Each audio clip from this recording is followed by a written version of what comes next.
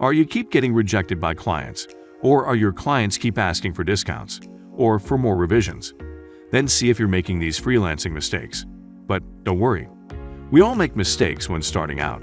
That's how we learn to improve. It was Albert Einstein once said that a person who never made a mistake never tried anything new.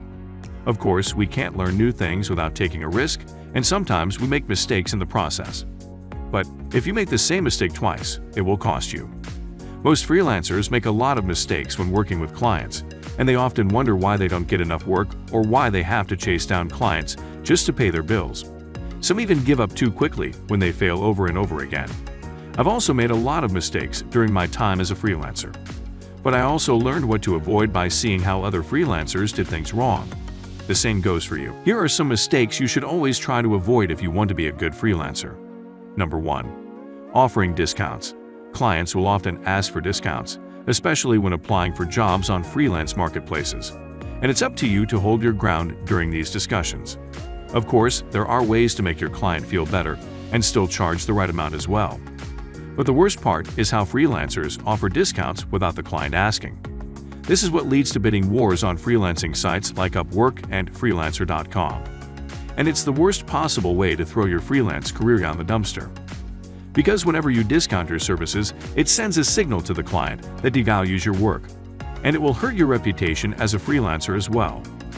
The key is to find the right clients that appreciate your talents. Number 2. Terrible communication skills. Learning how to talk to clients, write great emails, and craft killer project proposals are all important elements that will lead you to become a better freelancer. Clients are more experienced in dealing with freelancers, and they can spot an amateur from the first message they get. The way you address the client in an email or the way you word your messages can send strong signals about your work ethic and experience. You don't have to pass courses or have English literature degrees.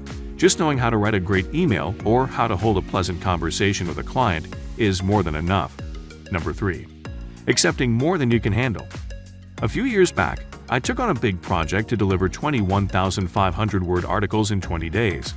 I was already working on 2 other projects at the time, but I was too greedy to say no to this opportunity. At the time, it took 2 days for me to process an article, and this time I wanted to challenge myself to see if I could do more. And I was so terribly wrong. I managed to deliver the project in time, and the client was happy with the results. But I had to work all day to manage all the projects, and by the end of the month, I was exhausted to carry on my work. Worst of all, I wasn't able to deliver my usual high-quality work at that time. He never came back to order more, probably because of the poor quality of my work. I lost a valuable client. From that day on, I decided not to accept more than I could handle, no matter how good it sounds. The point is that it's important you pace yourself when accepting new jobs. I know you have to pay your bills and rent, but try not to be too greedy and think about your career in the long term. Number 4. Working for free. I know that exciting feeling you get when a client replies to your proposal saying that they've decided to give you the project. It's a great feeling, isn't it? This month's rent is covered. But don't get too excited because those clients might rip you off. Not all clients are honest and trustworthy. Some are looking to manipulate you into getting what they want and never pay you for it. Asking for free sample work is a common method some clients use to get their projects done by a series of freelancers without paying them for their work.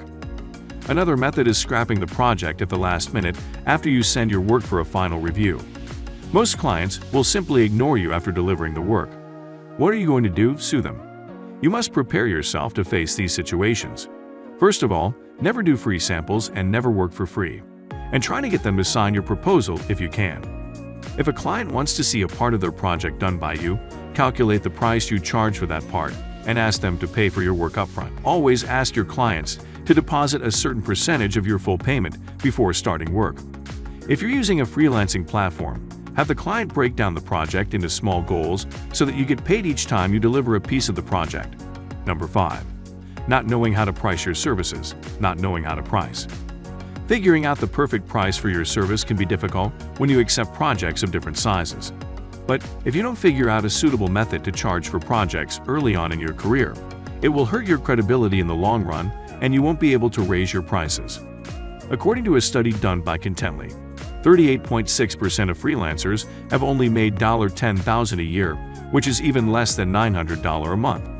Only 19% have been able to make above $50,000. Charging low rates is a mistake that almost all freelancers make on sites like Upwork and Freelance.com. These sites are made to lower your standards and force you to work cheaper.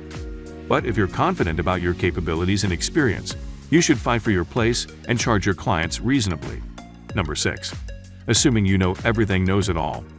Technology is evolving faster than in a blink of an eye, and you need to evolve with it to be more competitive and a more relevant freelancer in your industry. You may be an expert copywriter or an expert SEO analyst, but if you think you know everything, you will avoid trying to learn new skills or stay up to date with the latest news in the field.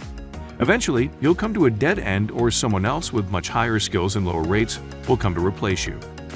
There's nothing wrong with learning a couple of new skills to improve your work and skills. Subscribe to all the top blogs in your industry and stay updated with the latest trends. I use Skillshare to learn a new skill every month. It's a solid investment that keeps me on top of my freelance career. If you can't afford premium courses, use YouTube and other free sites like edx.org. Number 7. No rainy day fund. When you start making more money than you thought you would, it's easy to spend more than your budget allows. Why work hard to make money if you can't spend it on the things you love? Yes, you can spend your money on anything you want. Just put aside a small amount of what you earn each month in case something goes wrong. Think of it as a retirement plan or a fund for bad times. Freelancing has both good and bad times. You'll make $5,000 one month and $100 the next. In this field, you never know what to expect.